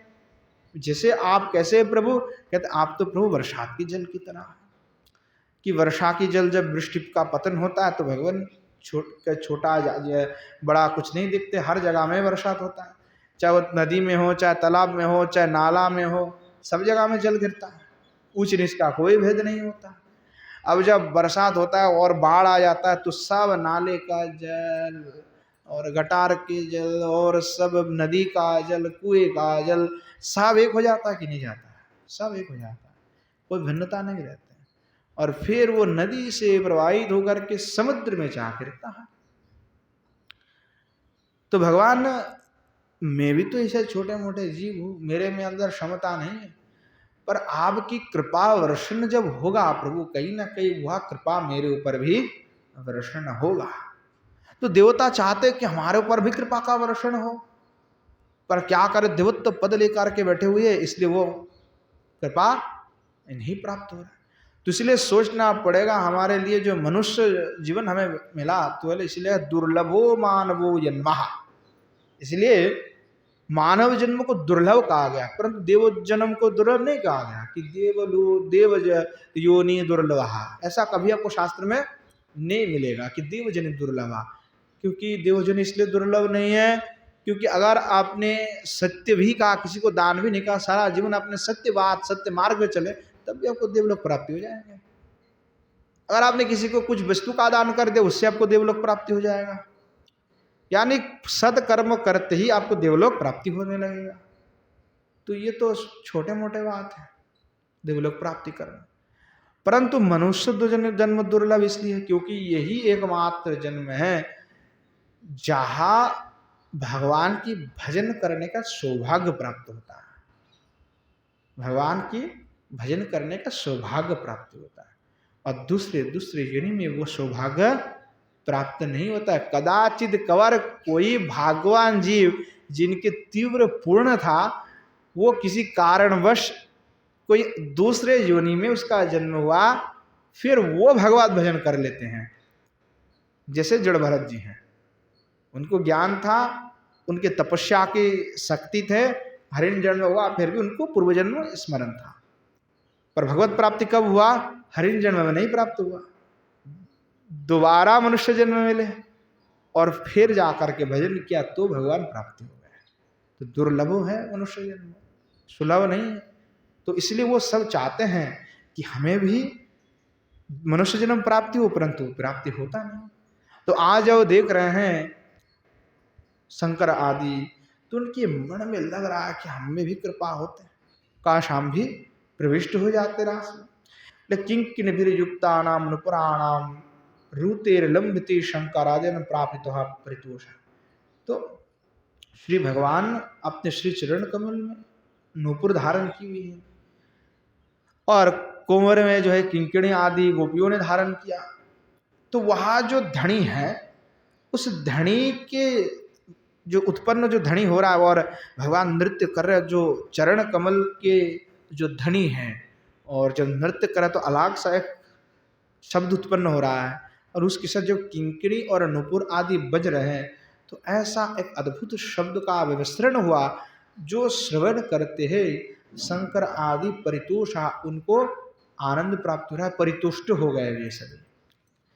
भगवद रास क्रीड़ा दर्शना शंकराद समगता ती सर्वे रास उत्सवा नंदिन मोहिता यथाधिकार लीलांशन ददृशो। तो कह रहे हैं कि भगवान ने रास किया, उस रास का दर्शन करने के लिए शंकर आदि प्रभृति देवता आए, और वो उस भगवान की रास को देख करके मोहित हो गए। परंतु एक इसमें विशेष बात है कि यथाधिकारन लीलांशन ददृशो, जिसका जितना अधिकार है उतना ही उस निराश का दर्शन कर सका। जिसका जितना अधिकार है, अधिकार से ज्यादा उसको मिला ही नहीं है। तो देखो कितनी सुंदर बात है कि अधिकार, तो ये भजन राज्य है जिसके जितने भजन था, जितने अधिकार है, उतने ही इनको प्राप्त होंगे, अधिकार से ज्यादा नहीं प्राप्त होगा। तो आपको जो मिलना था वो मिल रहे हैं, उससे ज्यादा आपको प्राप्त नहीं होगा। तो लीला तो देखने के लिए आए, पर जितना अधिकार है उतना प्राप्त हो रहा है। तो उस प्रकार से उन्होंने देखा। परिचारिकया योग माया रहस्यांशन आच्छादनात्, कि कहले कि जो परिचारिका है श्री ठाकुर जी के, जो योग माया जी हैं, उन्होंने क्या किया, जो रहस्य लीला है श्री ठाकुर जी के, उन लीलाओं को आच्छादन कर लिया, जिससे किसी को अब लीला का दर्शन नहीं हो पाया, दिख ही नहीं पाया। जब लीला को, रहस्य लीला है भगवान की, उसको योग माया ने आच्छादन कर दिया।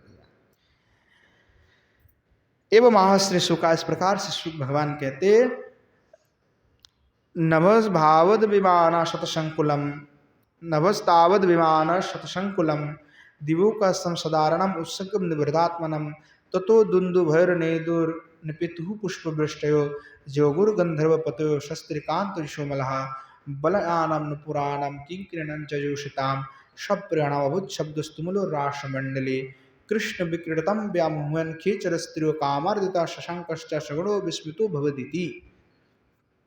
इस प्रकार से यह तक भागवत जी की श्लोक लेकर के प्रमाण दिया। जो बात हमने कहा वही बात को उन्होंने प्रमाण के तौर पे कहा है। कह रहे हैं कि सौरभ्यास्य पुरम विलासस्तनम जन्मिष्टम तांबुलम जश्चैल लवंगादि योगी खपुरो क्रमुक फलम तेन रंजितम मधुर आस्यम यश सप्रियस्य ही तथा भूतः। तो श्री भगवान गोपियों के साथ में राशादी कर रहे हैं। तो भगवान के मुखारविंद में क्या है?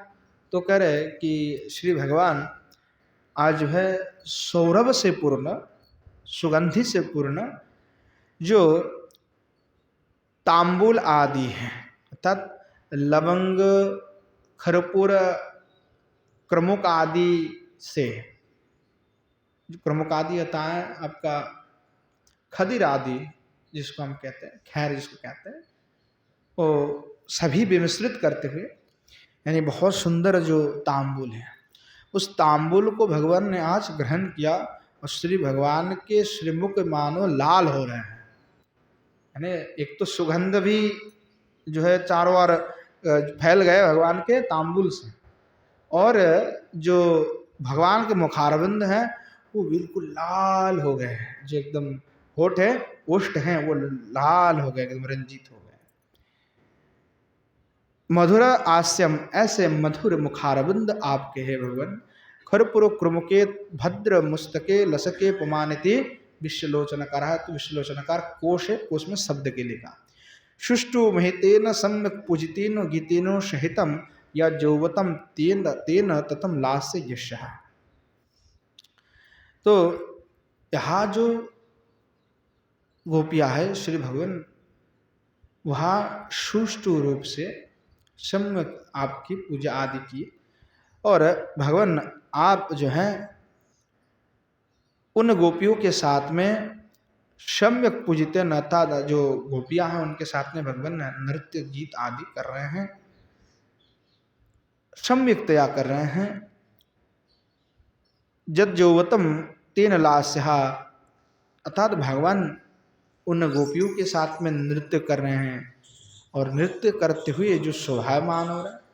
तो जो बड़े बड़े महाजन हैं, अर्थात जो शंकर आदि प्रभृति है, वो सब पुष्प वृष्टि करके भगवान की पूजा कर रहे हैं। तो पूजित नहीं, अर्थात जो भगवान गीत आदि के सहित में नृत्य कर रहे हैं, उस नृत्य का दर्शन करके शंकर आदि देवगण देवता आदि सब पुष्प वृष्टि कर रहे हैं। तब सुष्टु महित उनके द्वारा आप भगवान पूजित हो रहे हैं उस रास मंडल पे। एवं वर्णी श्री शुकेन, इस प्रकार से सुखदेव भगवान में वर्णना कर रहे हैं। उच्चर जगर नृत्यमाना रक्त कंठो रतिप्रिया कृष्णाभिर मर्षमोदिता यद गीतेन मावृतम काचित् सम मुकुंदेन स्वरजाति मिश्रिता पुण्यन्न पूजिता तेनो क्रियता साधुनमाद्विति विशिष्टम शंकरादिना करणानि श्रोत्र नेत्र मनांसि तेषां धैर्य हरणे कारणम कलगाननम यशः। तो जो श्री भगवान हैं वहाँ गोपियाँ गीत गा रहे हैं और भगवान के साथ में नृत्य कर रहे हैं। तो गोपीगण जो है सुंदर नृत्य भी करते हैं और गीत भी गाते हैं, क्योंकि बिना गीत के तो वह नृत्य हो नहीं सकता। जब गीत होगा, संगीत होगा, तो सुमधुर गीत के साथ ही नृत्य होगा। तो आज गोपियाँ सुंदर करके राग छोड़ रहे हैं और उसके साथ में जो है रास क्रीड़ा हो रहा है, इतने आनंद हो रहा है। और भगवान थोड़ा सा जो है थक, बोले नहीं हम नहीं नाचेंगे। तो गोपियाँ कहती है नहीं नाचना होगा आप प्रभु, ऐसे थोड़ी हो जाएगा, आप थोड़े में हमें तो अभी तुष्टि नहीं हुआ, क्योंकि बहुत नृत्य कर लिए। तो भगवान कहने लगे आप थोड़ा समय ढीला पड़ गया, आप ना नृत्य कर रहा हूँ मैं। तो गोपियाँ कहते नहीं प्रभु आप तो, हम आपको नृत्य कराएंगे। तो भगवान को नृत्य गोपियाँ करा रहे हैं। अब यहाँ पे प्रसंग आता कि भगवान को नृत्य करा रहे हैं। भगवान नहीं कर रहे, बोले नृत्य भगवान को करा रहा है गोपिया कि करना पड़ेगा प्रभु, करो नृत्य, हम तो आपका नृत्य देखना चाहते हैं। जब कालियों को दमन किया तब जो आपने नृत्य किया था, वो तब से हमारे हृदय में भरे पड़े हुए कि कब हमारे साथ आप नृत्य करोगे। कालियों के चरण कमल में तो आप नृत्य कर लिया, उस नृत्य का दर्शन करते, नृत्य का दर्शन करके हमारे हृदय में तो तब से प्रेम बढ़ रहे कि ठाकुर जी कब हमारे साथ नृत्य करेंगे, कब हम आपके नृत्य का दर्शन करेंगे। तो अभी तो थोड़ा सा ही नृत्य हुआ है प्रभु, तो और भी नृत्य कीजिए। तो गोपिया भगवान को नृत्य कराने लगे, गाना गाने लगे, वाद्य बजाने लगे, तो इससे और भी मधुर हो गए। तो कह रहे काचित समम मुकुंदम स्वर जात मिश्रता नन्न पूजिता तीनों गृहता साधुत्वमिति। प्रियता साधु कि जो श्री भगवान मुकुंद के जो प्रिय हैं, वैसे स्वर उस गीत को गोपिया गाने लगे और गाते हुए श्री भगवान को मानो आनंद देने लगे, मानो भगवान को संगीत से ही पूजन कर रहे हैं, संगीत के द्वारा, राग के द्वारा। और वहाँ जो गीत हैं, वहाँ जो धनी हैं, वो धनी को सुन करके क्या हुआ कि भगवान मुकुंद भी आनंदित हो रहा है। और भगवान ने कहा कि चलो हम भी बंसी वादन करते। भगवान ने जो है अपनी बंसी पकड़ी और बंसी जो है बंसी बजाना प्रारंभ किया। और भगवान बंसी बजाए तो भगवान के धनी जो वंशिका धनी और गोपियों के जो गीत हैं और जो नृत्य कर रहे हैं, उस अवस्था में जो किंकिणी और नुपुर की ध्वनि हो रहा है, पद संचारण की जो ध्वनि है, ये सब विमिश्रित होकर के ऐसा अद्भुत ध्वनि का निर्माण कर रहे हैं। उस ध्वनि का श्रवण करके जैसे भगवान ने वेणु छोड़े, उस वादन को श्रवण करते ही विशिष्वाम शंकरादिनम, तो शंकर आदि जो देवतगण हैं उनके करानि श्रोत्र नेत्र मनांश तेषाम धैर्य हरण कारण कलगाननम जस्या, तो उनके नेत्र और इंद्रिय आदि, नेत्र का और सभी इंद्रिय मन आदि जो हैं वो सभी इंद्रिय का धैर्य हरण होने लगे, यानी वो सब चंचल हो गए, उनके हृदय अब रहा नहीं जा रहा है, हृदय इतनी चंचल हो गए। तो कहते शंकर आदि जिनको हृदय चंचल नहीं होते उनको भी आज चंचल कर दे रहे। क्या कौन? तो बोले भगवान आपके जो है श्री वंशी वेणु, वो सभी की जो मन इंद्रिय है उसको चंचल कर रहा है, उनकी जो धैर्य है उसको हरण करने लगे। और रक्ति भीर अनुरागी रूपोपधान जानी यंत्रिताया पशु को भीर वो गोपंगनास्ताभिकलित मानुषत्कराज सहा। और भगवान आप जैसे उन देवगणों का जब धैर्य को हरण करने लगे, तो वहाँ जो गोपांगनागण है वह उनके जो एकांतिक अनुराग हैं, उन अनुराग के द्वारा अब भगवान विशेष रूप से सत्कृत हो रहा है, यानी आपको उस अनुराग से वो सत्कार कर रहे हैं। किसी को सत्कार करने के लिए हम जैसे कहते हैं ना कि कोई आया हमारे घर में तो पहले उनकी चरण कमल को धौत करो, उसको फिर जल दो, कुछ खाने के लिए दो, ये सत्कार होता है। तो गोपियाँ सत्कार कर रहे हैं भगवान को, कैसे? तो कह रहे अनुराग से, प्रेम से सत्कार कर रहे। रक्त भीर अनुराग है, अपने अनुराग के द्वारा गोपियाँ सत्कार कर रहे हैं भगवान के।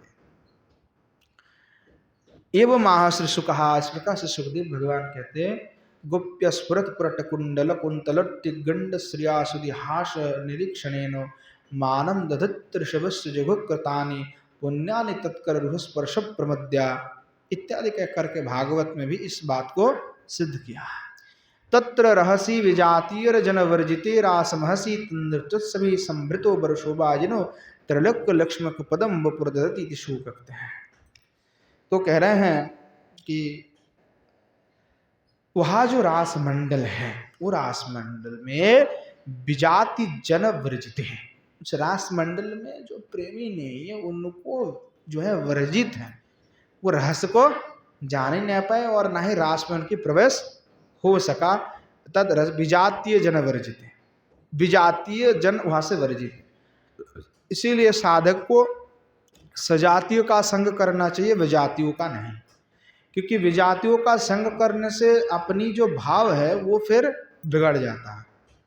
इसीलिए साधकों को बड़ा ध्यान देना चाहिए कि मैं जाकर के विजाति का संग करना लूँ, क्योंकि आजकल बहुत सारे ऐसे लोग भी हैं जो गौड़ी संप्रदाय से ताल्लुक रखते हैं पर विजातियों के पास में जाते हैं और जा करके फिर खुद एकादशी व्रत आदि छोड़ देते हैं और कहते हैं कि भाई हमको एकादशी नहीं कर रहे हैं, हम तो गौ रस के भजन करने वाले लोग हैं।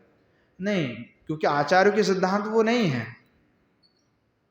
विश्वनाथ चक्रवर्ती पादानी ने इसका कठोर इसको निषेध किया है कि गोपिया आदि जो है वो एकादशी व्रत आदि करते थे, वो क्योंकि नंद बाबा स्वयं करते थे, इसका प्रमाण भागवत में है। तो इसीलिए कि रस के चक्कर में हम ऐसा ना कर दे, किसी की अलग अपना बने हुए सिद्धांत को हम मान लें और फिर हमारा तो फिर भजन नष्ट हो जाएगा। इसलिए विजातियों का संग से बचना चाहिए। अब विजातियों का और एक तात्पर्य है कि जो जिस रस के उपासक है उनको उस रस के ही व्यक्ति से संग करना चाहिए। यानी हाँ मधुर रस के है, अगर हम अभी वात्सल्य रस के साथ बैठेंगे तो हमारा बिगड़ जाएगा फिर कि भैया उसकी भावी तो अलग है, मेरे भाव अलग है। अब हम उनसे क्या चर्चा करेंगे, क्योंकि वो तो अपने को बाल गोपाल मानते, बच्चा मानते हैं, गोपाल जी है मेरे बालक हैं। वह हम मानते बालक नहीं है, हमारा पति है। तो बताओ माँ और बीवी दोनों में भाई झगड़ा होगा कि नहीं होता है? ये हमारा पति देव है, हमारा पुत्र है, तो दोनों का भाव भिन्न है भाई। तो दोनों भाव वाले तो कभी मिल नहीं सकते। इसलिए सास बहू का कभी मिलन होता ही नहीं है। संसार में हुआ है कभी मिल? कहीं ना कहीं तो लग ही जाता है। संसार में भी नहीं हो पाता है तो वहां कहाँ से हो जाएगा? तो इसलिए विजातियों का संग नहीं होता है। यानी आपने अपने रस के ही लोगों से चर्चा करनी चाहिए, नहीं तो फिर वो मिल मिलाप नहीं खाते। इसीलिए विजातियों का संग, इसीलिए कहा कि जो रास लीला है उसमें विजातियों का संग नहीं था, वर्जित थे वो लोग, उनको कोई प्रवेश का अधिकार नहीं मिला। तो रास महर्षि वो जो रास जो नृत्य है लीला है उसमें नृत्य सभी संभृतहा वर शोभा, तो वहाँ जो रास नृत्य क्रीड़ा चल रहा है उसकी शोभा, जो सभी जो विराजमान होकर के नृत्य कर रहा है उसकी शोभा ऐसा है मानो त्रैलोक का, तीन लोक का जो लक्ष्मी है वह श्री भगवान के एक एक पद में बपुर दधती। वहाँ जो श्री भगवान है उनके चरण कमल में ही मानो सब कुछ निहित है। वो एक ही जो भगवान विराजमान है, मानो त्रैलोक्य की जो लक्ष्मी आज वहीं पे ही विराजमान हो गए, ऐसे रास लीला है। तत्र रास महर्षि की दृश्य, तो कहते हैं रास जो लीला है वो किस प्रकार है? तो कह रहे हैं कि कुंजिनी झनत्कारिणी बलयानि कंकणानि यत्र यथा भूतिन तांडवलयेन घूर्णिता सुरराट शुक्रजीन तस्मिन।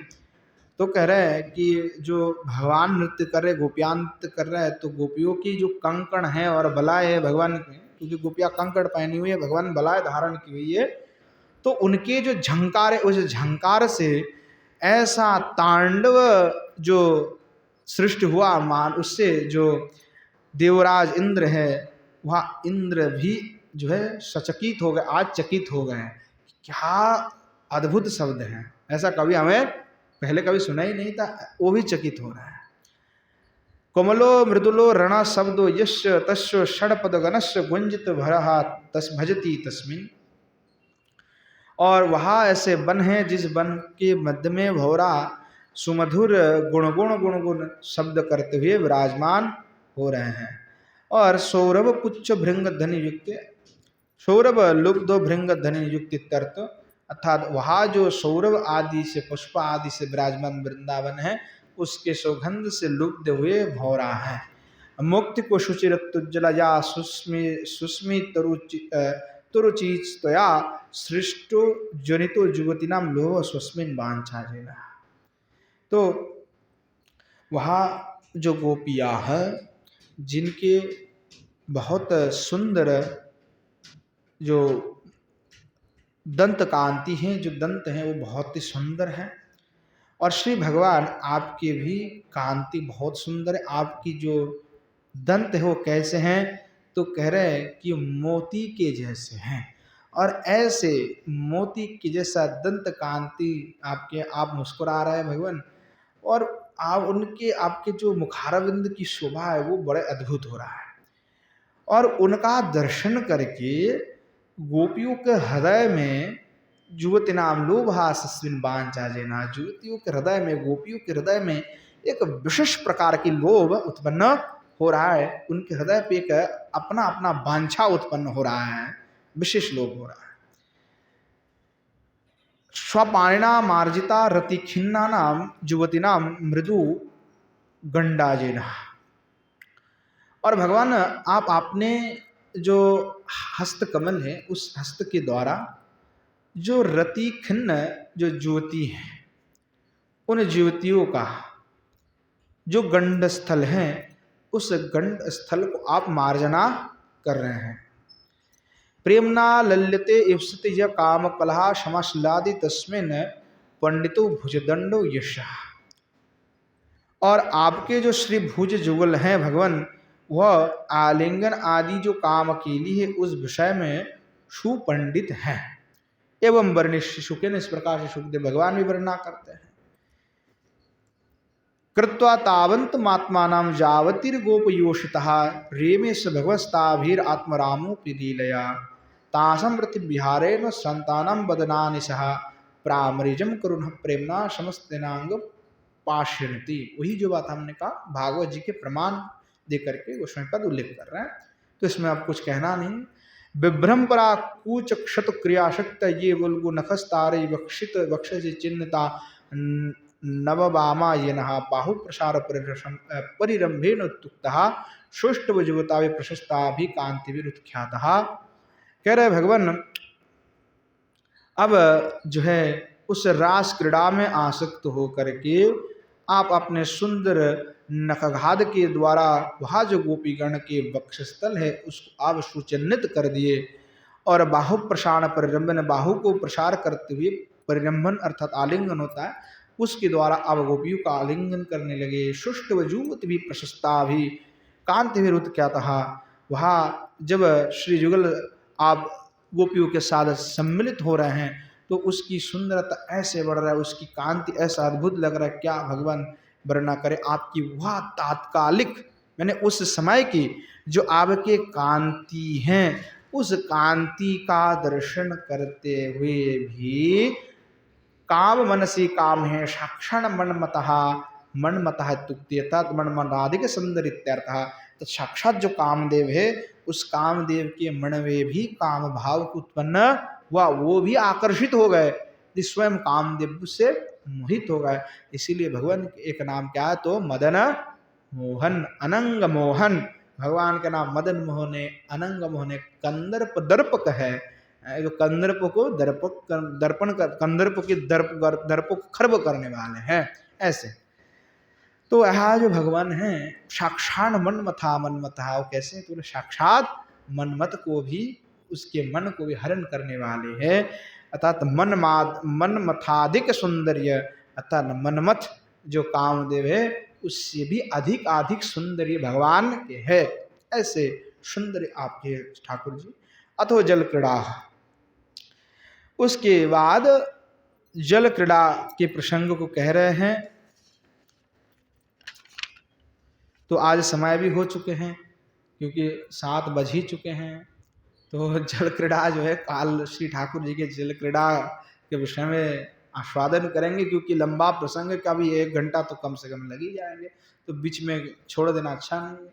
तो काल ही श्री ठाकुर जी की जो जल क्रीड़ा है उसका आस्वादन करेंगे, क्योंकि श्री रूप गोस्वामी पाद जो है रास क्रीड़ा को वर्णना कर रहे हैं, और वर्णना करते हुए जो है श्री गोस्वामी पाद संक्षेप में वर्णना कर रहे हैं, क्योंकि वह लीला भागवत जी में बहुत विस्तार रूप से हैं, पर यहाँ पे संक्षेप रूप में गोस्वामी पाद उस लीला का वर्णना कर रहे हैं। तो संक्षेप में भी इतने सुंदर वर्णना श्री गोस्वामी पाद कर रहे हैं। बलदेव विद्याभूषण अपने टिकाव में तो उन सभी जो 5 अध्याय में जो बात कहेगी उसका सार जो वाक्य को इन्होंने यहाँ पे उद्धृत कर दिया एकदम। तो काल जो श्री ठाकुर जी की जल क्रीड़ा जो लीला है उसका आस्वादन करेंगे। आज यहीं पे विश्राम देते हैं। प्रेम से बोलिए जय जय श्री राधे श्याम निताई गौर शितानंद प्रेमानंद हरि हरि। श्री युगल सरकार की जय, श्री युगल सरकार के समस्त पार्षद वृंद की जय, श्री वृंदावन धाम की जय, धाम में विराजमान सभी संत वैष्णव भक्त वृंद की जय, श्री नवद्वीप धाम की जय, धाम में विराजमान सभी संत वैष्णव भक्त वृंद की जय, श्रीमन महाप्रभु की जय। श्रीमन महाप्रभु के समस्त पार्षद वृंद की जय। गंगा मैया की जय। श्री यमुना मैया की जय। श्री गिरिराज गोवर्धन की जय। श्री रूप गोस्वामी पाद की जय। श्री स्तव माला की जय। श्री जीव गोस्वामी पाद की जय। श्री बलदेव विद्याभूषण पाद की जय। श्री पंडित बाबा की जय। श्री कृपा सुंदर बाजी महाराज की जय। श्री विष्णु बाजी महाराज की जय। श्री राम गोपाल दास बाजी महाराज की जय। बोलो श्री ठाकुर गिरिंद्र बिहारी भगवान की जय। भागवत निवास की जय। आज की हरि कथा की जय। हरि कथा में पधारने वाले सभी संत वैष्णव भक्त वृंद की जय। अपना अपन गुरु गोविंद की जय। बोलो जय जय श्री राधेश्याम। निताय गौर शतनत प्रेमानंद हरि हरि